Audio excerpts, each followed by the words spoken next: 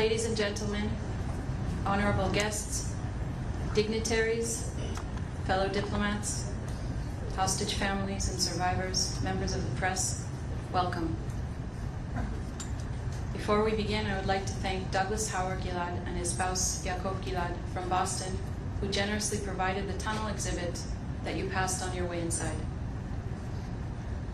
Thank you all for being here this afternoon in solemn commemoration of the events of October 7, 2023, an anniversary that weighs heavily on our hearts.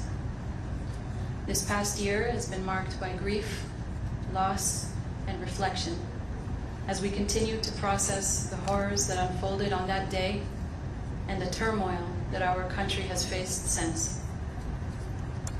The timing of this commemoration is particularly significant, as it falls within the 10 days of repentance, also called the 10 days of awe, the sacred period between Rosh Hashanah, Jewish New Year, and Yom Kippur, the Day of Atonement. In Jewish tradition, this is the time for deep introspection as we reflect on the year behind us and contemplate how to better ourselves and the world around us. The Unatan Tokef prayer, which we recite during this season, confronts us with the fragility of life, asking who shall live and who shall die. These words, which have echoed in synagogues for centuries, now feel especially poignant as we remember those we lost and reflect on our own vulnerability. We struggled this year to note happy occasions, holidays, and festivities, given the 1,200 lives lost and the 251 taken hostage on October 7th. How do we honor the memory of those who perished and recognize the immense pain that continues to ripple through our communities while finding strength in our sorrow? Given the overwhelming accounts of bravery throughout our country over the past 367 days, some of which you will hear today, I recall the words of Leonard Cohen, who famously wrote, "Ring the bells that still can ring. Forget your perfect offering. There is a crack in everything.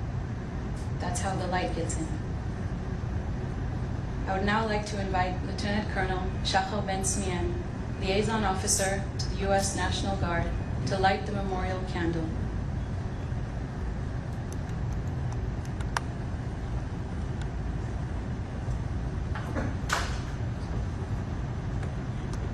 Please rise for a moment of silence in memory of the victims of October 7th.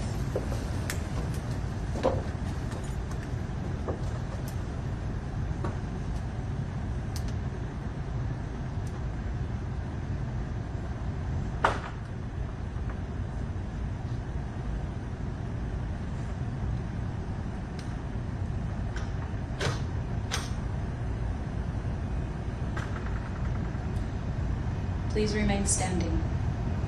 I would like to invite Deputy Ambassador Eliav Benjamin to recite the prayer of Yizkor, a memorial prayer for the fallen.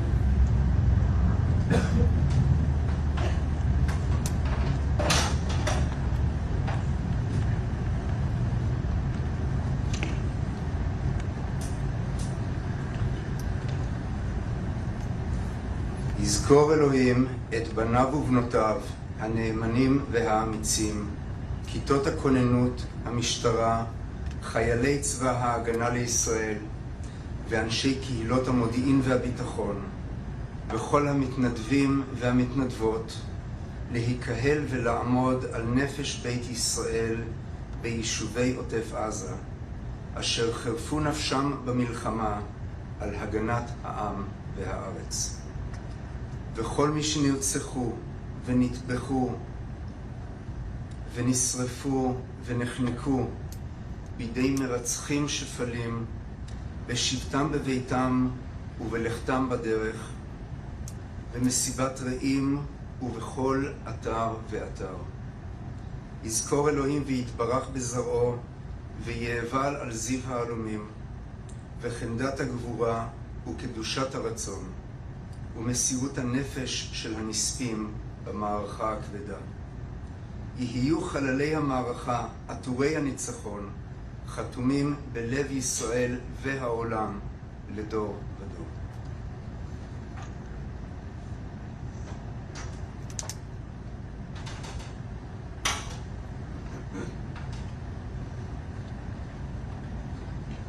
Please be seated. I would like to invite Ambassador Michael Herzog to the stage to give his remarks.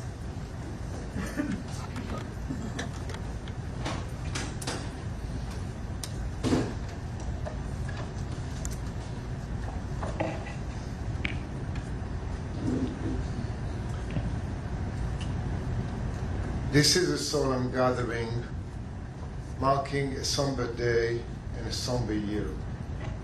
I want to thank all of you for joining us here today, distinguished members of the administration, distinguished members of Congress, especially you, National Security Advisor Jake Sullivan, for taking time off your busy schedules to come here in solidarity with the State of Israel in this difficult hour.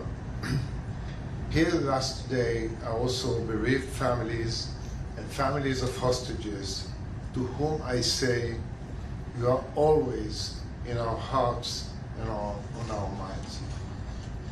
On October 7th, at 6:28 a.m., the earth shook, the world froze, and our lives changed.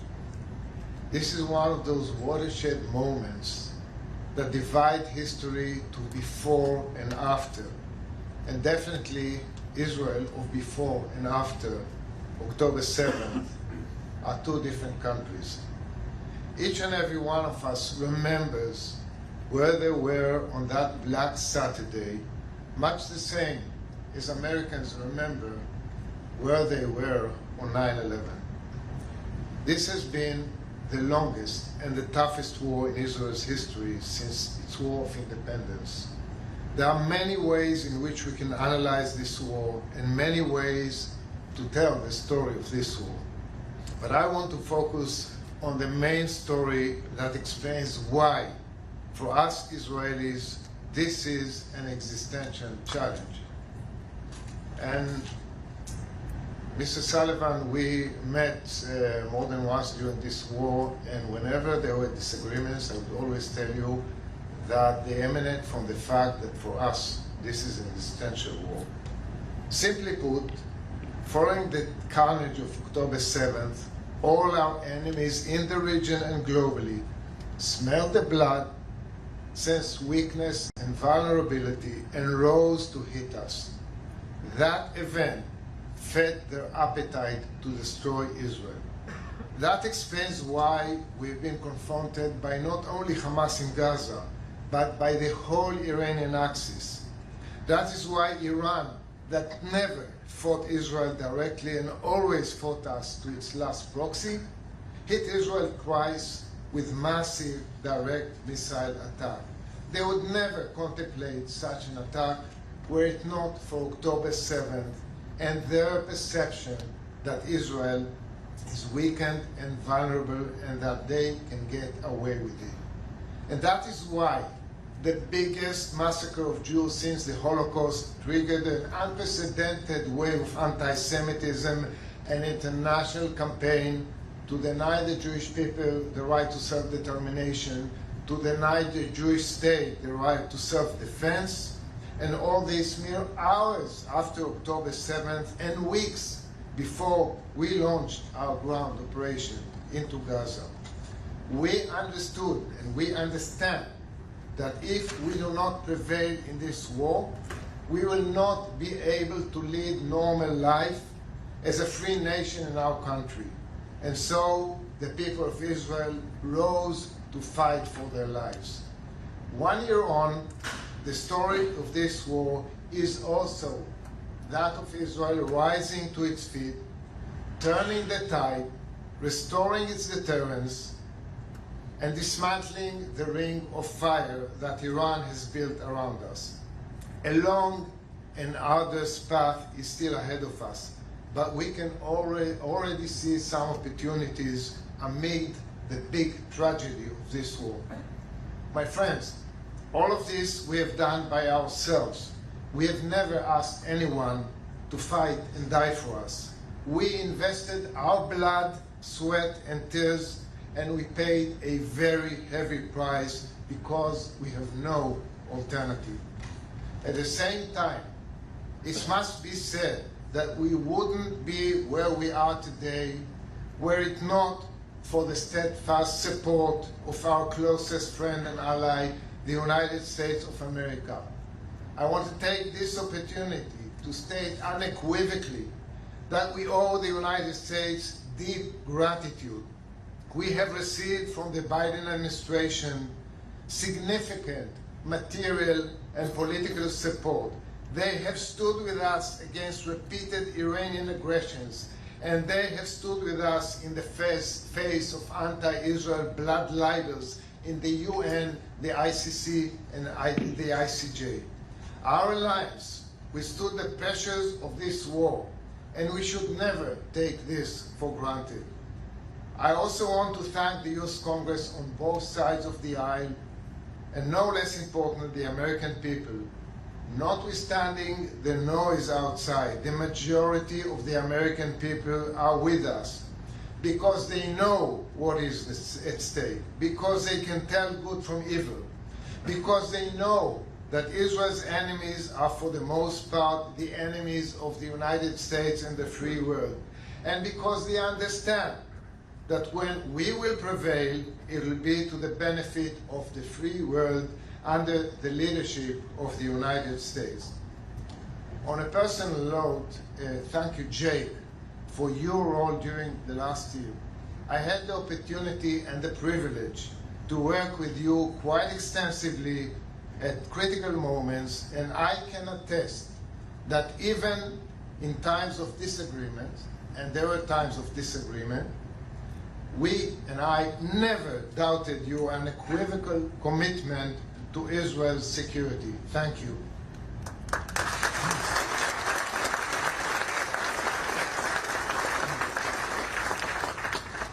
The story of this war is also a human story. What unfolded over the past year was tragic. On October 7th, over 1,200 Israelis were murdered. Many more have paid with their lives ever since. Hundreds were kidnapped, mutilated, abused, and tortured. Captive hostages were executed in cold blood. We are a nation in trauma. At the same time, innocent lives were lost also on the other side, and we do not forget that. As we mourn the loss of these lives, we remember the Jewish teaching, the Jewish commandment that we are all created in the image of God. The loss of innocent human life, Israeli, Palestinian, Lebanese, or other, is a tragedy. Our war is not against innocent people. It is against bloodthirsty terrorist organizations that turn them into human shields. The trauma of our nation is all the more deepened by the fact that there are still 101 hostages held in captivity in Gaza. This is an open wound in our society that will not heal until we bring them back home. And it is a moral and human obligation of every one of us to do what we can to bring about their return. And we expect every person of humanity, every person of conscience, to call on Hamas to let our people go. In these dark days, we can draw strength and hope from the history of the Jewish people that always managed to rise from the ashes and build anew, and from the amazing resilience of the Israeli society that shined in the darkest moment, rose to the challenge and exemplified the true, unbreakable spirit of Israel. I am confident that with this spirit, with faith and perseverance, and with the help of our friends, first and foremost the United States, we will ultimately prevail. There is no other option. On this somber day, we feel the pain. We bow our heads and our flags in memory and honor of the fallen. We renew our vow to bring our hostages back. We hug the families and we express our deep gratitude to our greatest ally, the US. And we pray that the pain, darkness, and tragedy we feel today will soon be replaced with light, life, and hope for a brighter future. Thank you.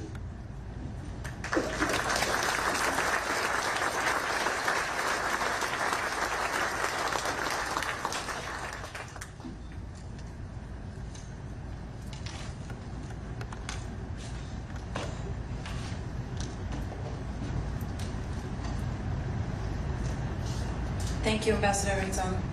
I would like to invite Minister Counselor for Political Affairs, Ms. Noa Ginosar, to read a passage in memory of Staff Sergeant Levi Lipschitz of blessed memory.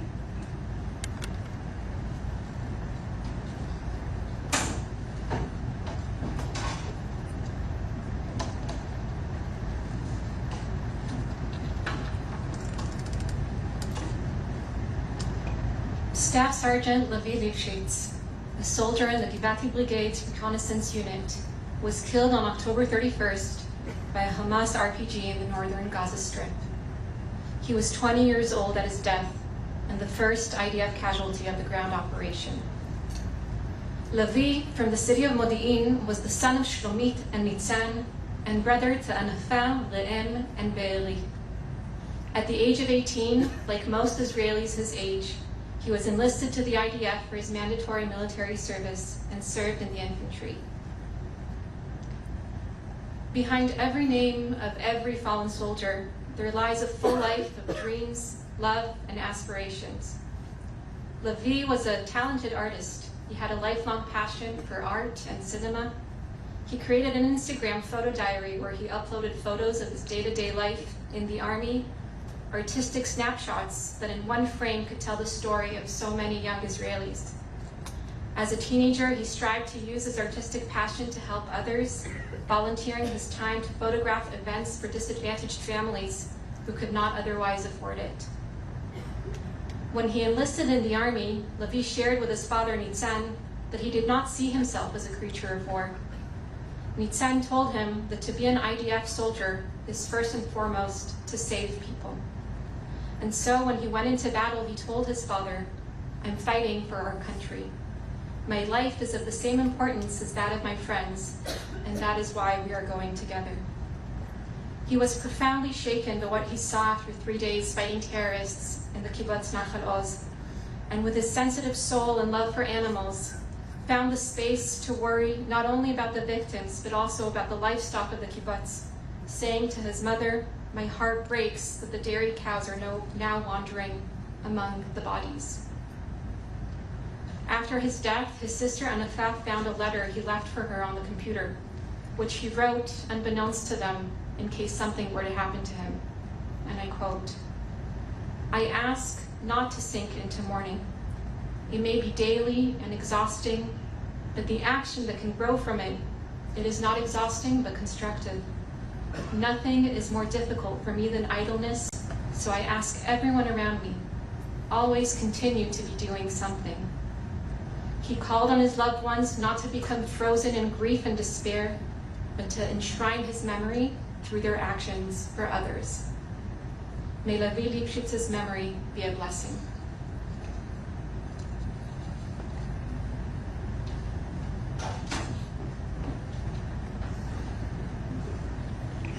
Thank you, Ms. Ginosar. I would like to invite the Assistant to the President and National Security Advisor, Mr. Jake Sullivan, to the stage to give his remarks.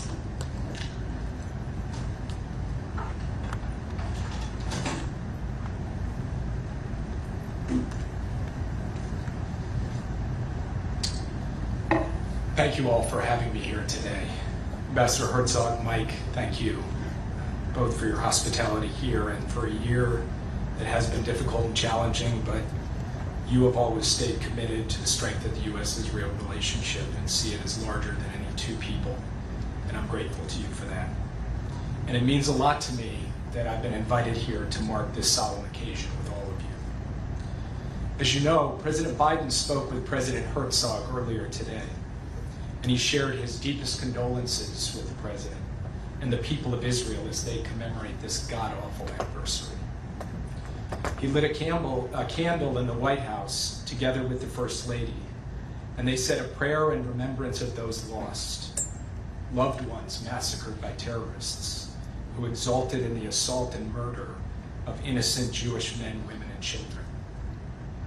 Perhaps for the first time ever, this morning, the traditional morning prayer, El Malei Rahamim, was read in Hebrew in the quiet of the residence of the White House. One line from that prayer, as many of you know, God full of mercy, grant rest on the wings of the divine. The thousands of miles between Washington and Israel do not feel so distant today. As the President shared in his statement this morning, we grieve with the families and communities who are still in mourning, just as we share in the excruciating pain of those whose loved ones are still held hostage by Hamas, including American citizens. I've spent a lot of time with the families of the American hostages over the past year. I remain humbled by their resilience and their courage. Instead of succumbing to the dark paralysis of grief, they are working every day to secure the return of their loved ones, always thoughtful, always constructive, always pushing us hard as they should. I look around this room and I see colleagues here that I've gotten to know very, very well through these challenging times. In the days that followed October 7th, our defense, intelligence, and national security teams were in constant touch. At President Biden's direction, we moved military assets into the region, including carrier strike groups with their destroyer escorts and air wings, the finest on the planet, to protect U.S. forces in the region and, yes, to support the defense of the state of Israel. I traveled with President Biden to Israel on October 18th, the first president to visit Israel in a time of war. And I was with him this past Tuesday. He was scheduled to be in the Oval Office for his annual Rosh Hashanah call with Jewish leaders. Instead, he was in the Situation Room, where for the second time in 5 months, he ordered the U.S. military to take action to defend Israel from a significant attack by Iran. Side by side, U.S. naval destroyers joined Israeli air defense units in again intercepting a rainfall of inbound missiles, ballistic missiles from Iran.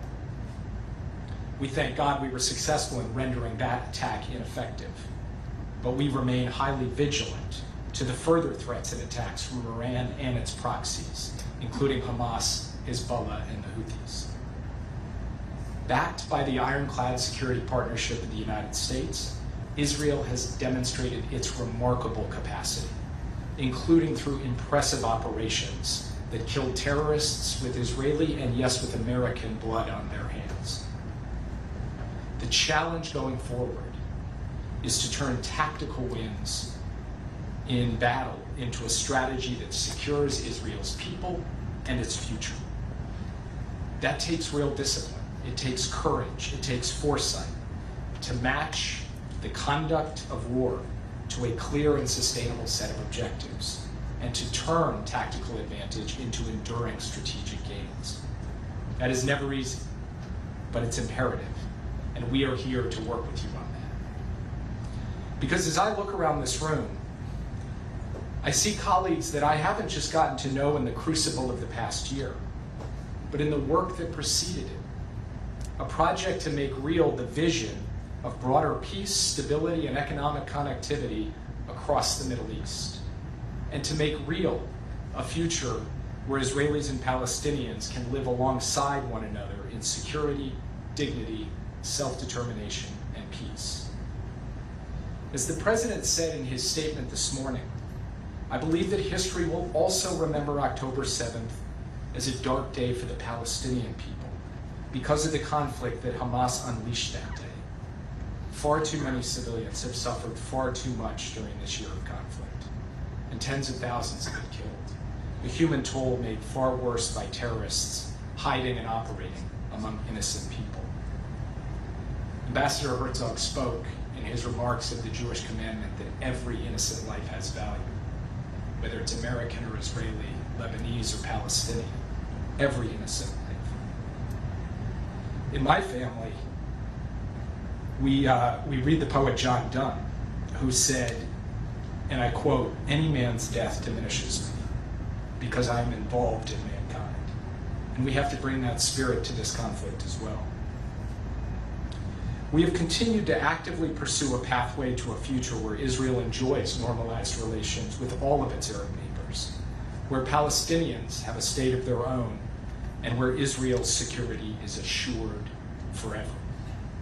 And we have continued to stand strong against the anti-Semitism that still burns in America around the world and that has gotten oxygen since October 7th, as the ambassador said. We will continue from the president through every member of his administration to stand firmly against it. I'm not blind to the difficulties of this moment. I'm not blind to their deep roots. The challenges are many. The suffering and trauma is real. And it's with me, always. And no one is ever criticized for predicting that things will only get worse in the Middle East. The hard thing is to push past the hopelessness and put the pieces down that build toward a genuinely brighter future, even as we navigate the heightened risks and exacting human toll of the present day. This is a focus of my own conversations, President Biden's conversations, the Vice President's conversations, the Secretary of State, every member of our team with leaders across the Middle East who recognize that this future I'm describing can still be the ultimate legacy of October 7th. And we stand ready to work with all of you, everyone here, everyone of good faith across the region. But this future, as you all know, and has been shown to us so many times, is far from assured. We have to work to make it so. So may God protect our troops and watch over the hostages. May the memory of those lost be a blessing, just as the joyousness of their lives remains our light and inspiration forward. Thank you.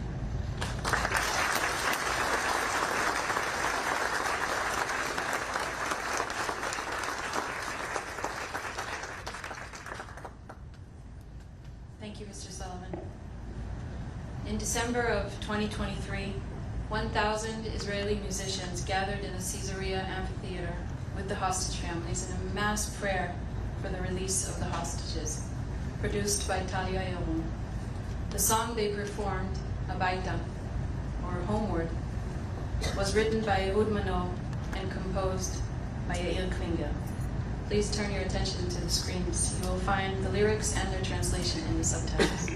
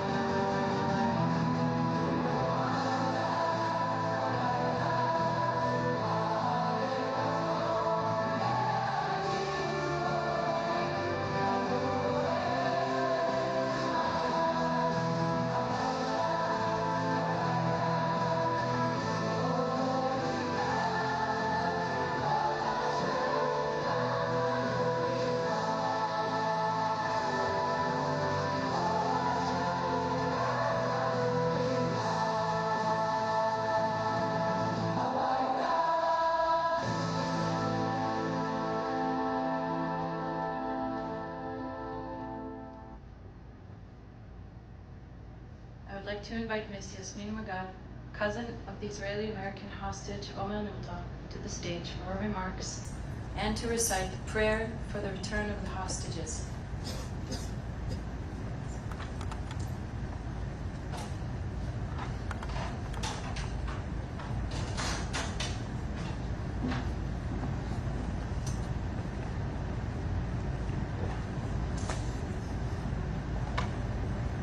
A year. 1 year ago today was the last time Omer and 100 other people were free. Maybe the last time they saw the sky above. Maybe their last breath of clean air. My name is Yasmin Magal. I'm a 25-year-old medical student starting my 4th year at the Hebrew University of Jerusalem. I work as a research assistant at Hadassah Hospital and volunteer as a medic in Magen David Adom. I also serve as a combat medic in the IDF Reserves. But more than anything, this year I'm the cousin of Omer Neutral, an Israeli-American who's being held hostage in Gaza by Hamas terrorists for an entire year. Omer was born and raised in Plainview, Long Island, New York. He went to Jewish school, USY, and Jewish camps, growing up in the warm embrace of a strong Jewish community. Omer is a competitive person, and when we play board games, he most usually wins, and if he happens to lose, we find ourselves playing again and again until he wins. He is obsessed with cats and has 2 cats at home waiting for his return. After graduating from high school, Omer decided to take a gap year in Israel before college. He did a 1-year program in northern Israel and fell in love with the country, the people, and the extended family. Even though he was accepted to university for a bachelor's degree, at the end of that year, Omer decided to postpone his studies again and draft into the IDF. He did so to protect the country he loves so much, the people he loves, and his family. He was stationed by the Gaza border on the Israeli side to defend the nearby kibbutz. On October 7th, exactly 1 year ago, when thousands of Hamas terrorists invaded southern Israel, Omer and his team were outnumbered and they didn't stand a chance.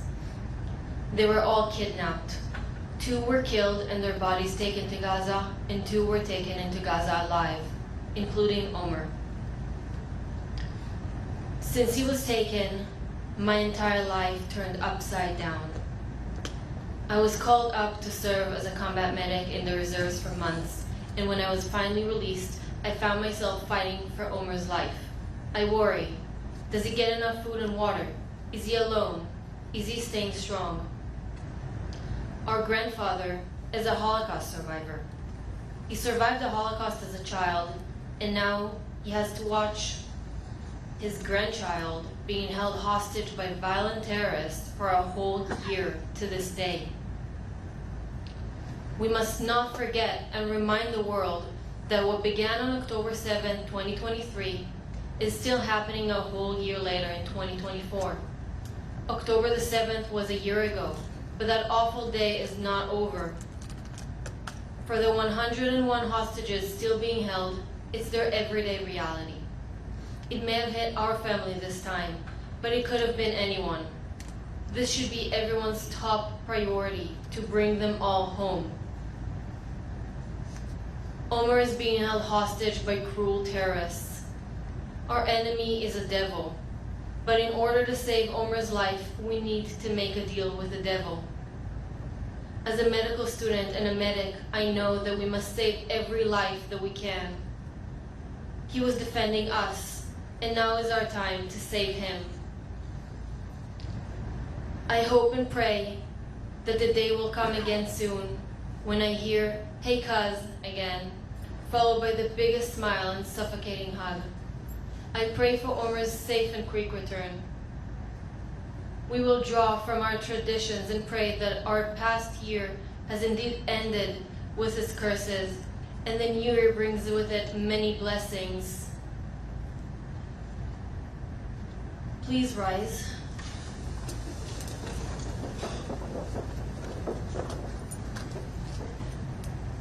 מי שברך אבותינו, אברהם, יצחק ויעקב, יוסף, משה ואהרון, דוד ושלמה, שרה, רבקה, רחל ולאה. הוא יברך וישמור וינצור את השבויים והחטופים בתוך שאר אחינו בית ישראל הנתונים בצרה ובשביה. בעבור שהקהל מתפלל בעבורם, הקדוש ברוך הוא ימלא רחמים עליהם ויוציאם מחושך וצל מוות, ומוסרדיהם ינתק וממצוקותיהם יושיעם, וישיבם מהרה לחיק משפחותיהם. יודו לאדוני חסדו ונפלאותיו לבני אדם, ויקוים בהם מקרא שכתוב, ופדויי אדוני ישובון, ובאו ציון ברינה, ושמחת עולם על ראשם ששון, ושמחה ישיגו ונעשו יגון והנחה, ונאמר אמן.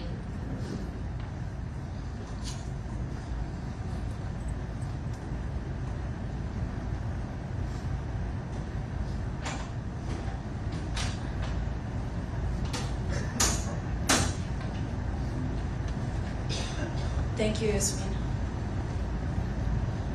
Yossi Hoffman spent 62 days volunteering with Zaka, a rescue and recovery organization that operates as part of the Jewish value of honoring the dead. Please be seated. Honoring the dead is considered the greatest mitzvah or good deed that can be performed, because the recipient has no way of repaying the kindness. Yossi and other members of Zaka worked tirelessly in the days after October 7th to identify the victims in order to give them proper burial. I'd like to invite Yossi to the stage to give his remarks and to recite the prayer for the welfare of the state of Israel.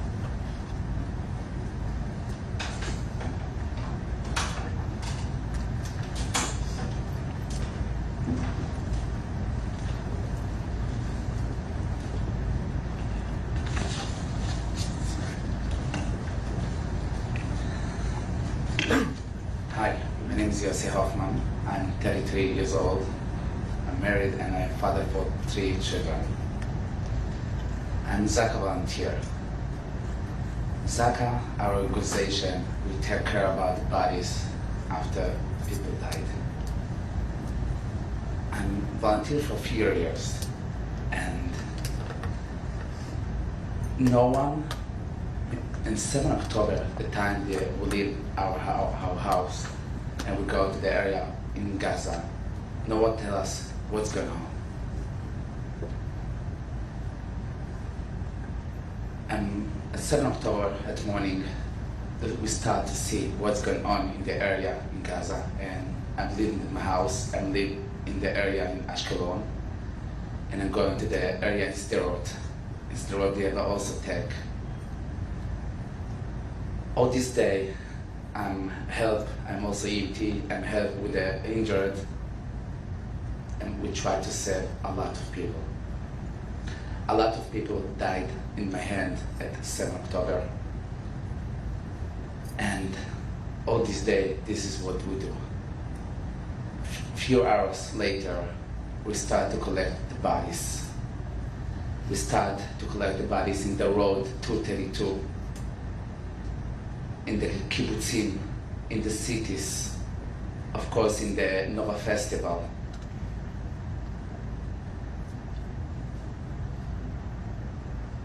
Zaka organization is the word honoring the dead, politically in the case of an international death. It is our humble mission to give a person their final honor, dealing with the sensitivity towards the distance. And their families is grappling with the trauma during the most harrowing moments. On October 7, with the cold and the Gaza envelope, they were going to this area outside, following the barbaric attack with the Hamas do in the kibbutzim, in the festival, in the roads, in the cities.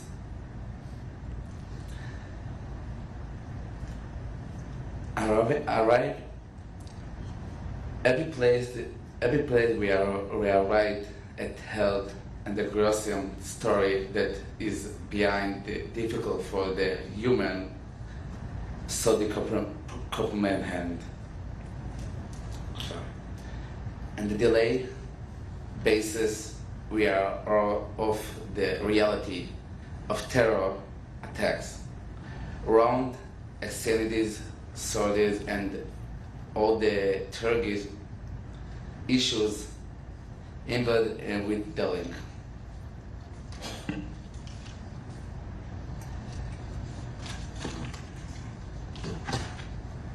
With the dead.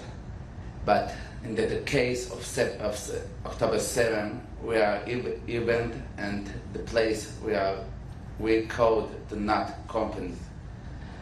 Our content is the available, it's available babies, children, women, men. I remember that I see few bodies from the people that survived the Holocaust. I want to say something story. I remember something very, very personal.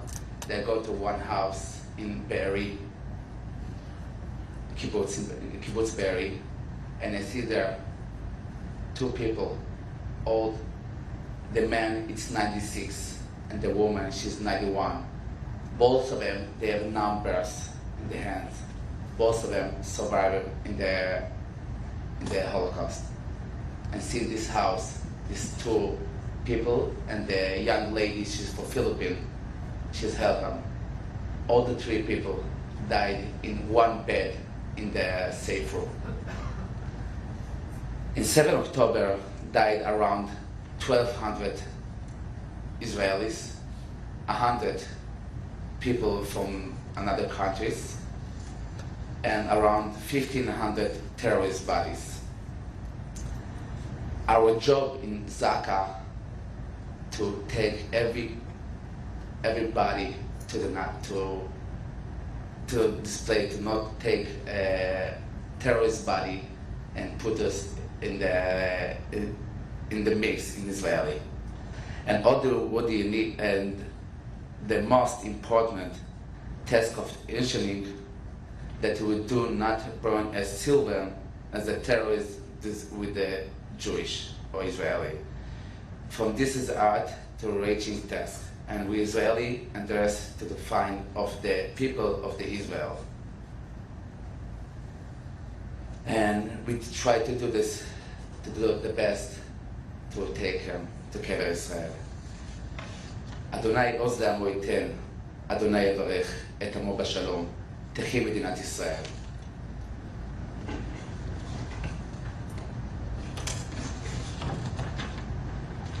Please rise.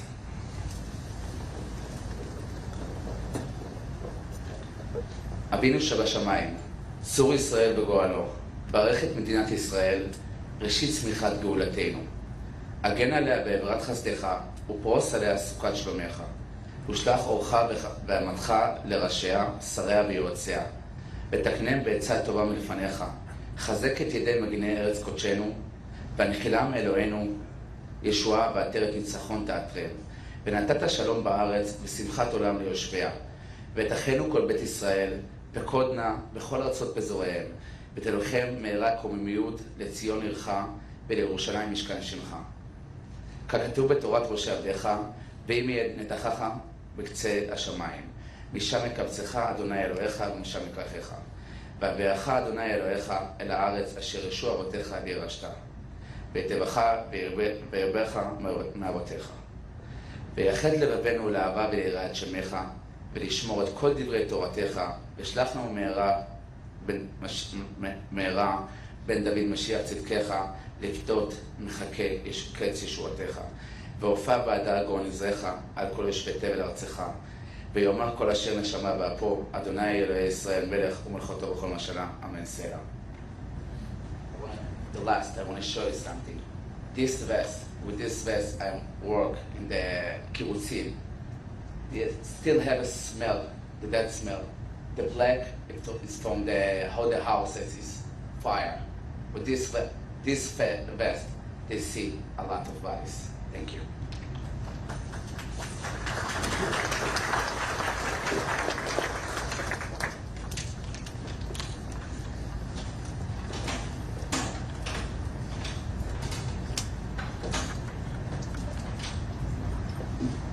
Thank you, Yossi. Please be seated. On November 10th, Amitai Al-Gaman's unit in Gaza was hit by an explosive device. 4 members of his unit died as a result, and 6 were injured. The most critically wounded of the 6 was Amitai, who lost both his legs, part of his right hand, and the vision in his left eye. We are fortunate to have him here with us today. I'd like to invite Amitai Al-Gaman to the stage to give his remarks and to recite the prayer for the members of the Israeli Defense Forces.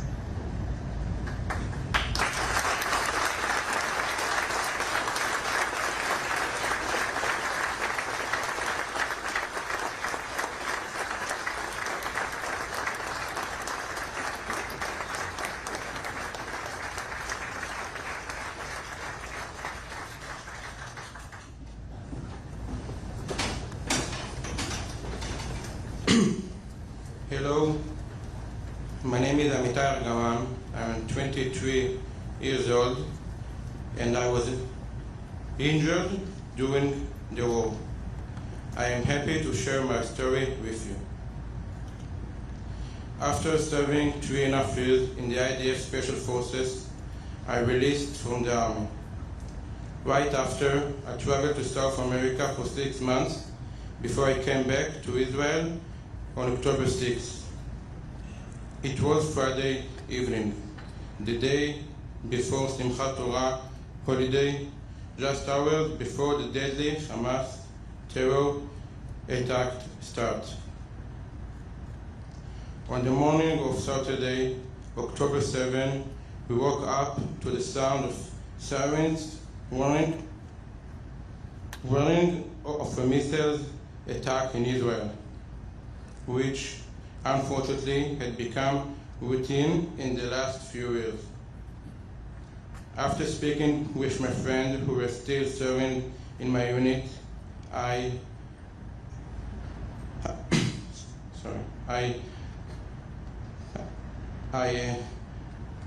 understood that terrorists had crossed the border from Gaza and invaded Israel. After a few hours, I was called up to reserve for the first time in my life.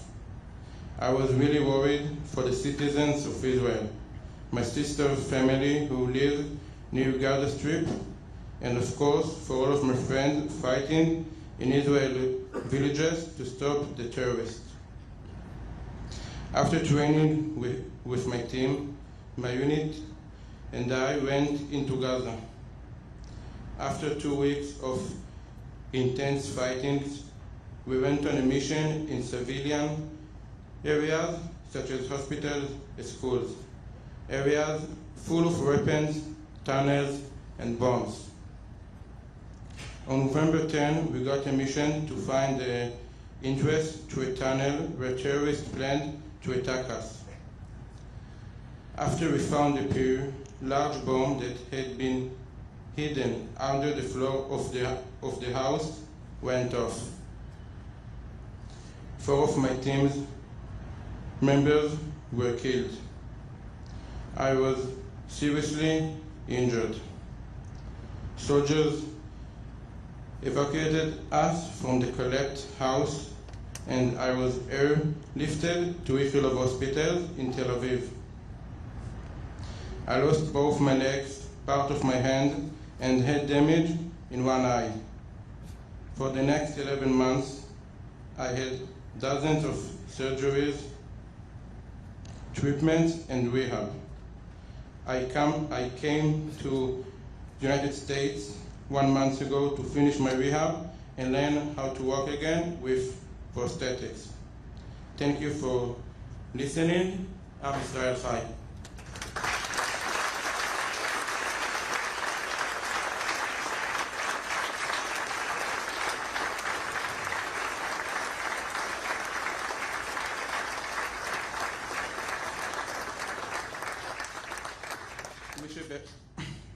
מי שברך אבותינו, אברהם, יצחק ויעקב, הוא יברך את חיילי צבא ההגנה לישראל ואנשי כוחות הביטחון, העומדים על משמר ארצנו וערי אלוהינו, מן הלבנון ועד המדבר מצרים, ומן הים הגדול ועד לבוא הערבה, ובכל מקום שהם, ביבשה, באוויר ובים. ייתן אדוני את אויבינו הקמים עלינו נגפים לפניהם. הקדוש ברוך הוא ישמור ויציל את חיילינו מכל צרה וצוקה ומכל נגע ומחלה, וישלח ברכה והצלחה בכל מעשה ידיהם, ידבר צונהו תחתיהם, ויעטרם בכתר ישועה ובעטרת ניצחון. ויקם בהם הכתוב, כי אדוני אלוהיכם ההולך עמכם להילחם לכם עם אויביכם להשיע אתכם, ונאמר אמן.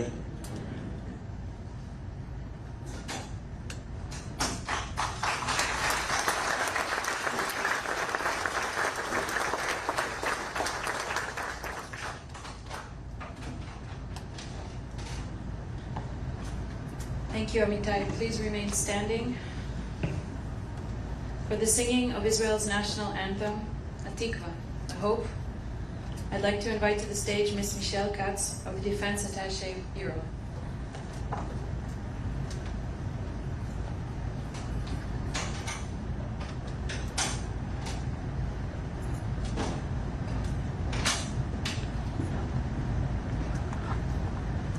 כל עוד בלבב פנימה, נפש יהודי הומיה, ופתי מזרח קדימה, עין לציון צופיה.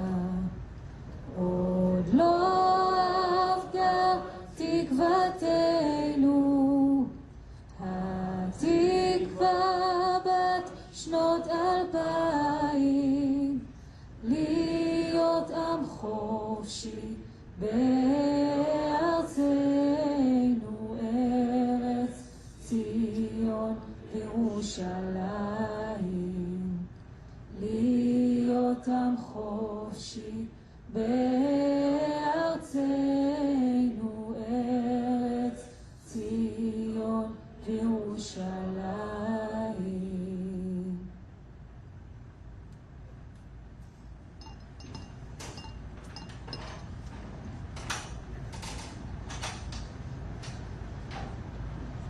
This concludes our event. Thank you all for attending.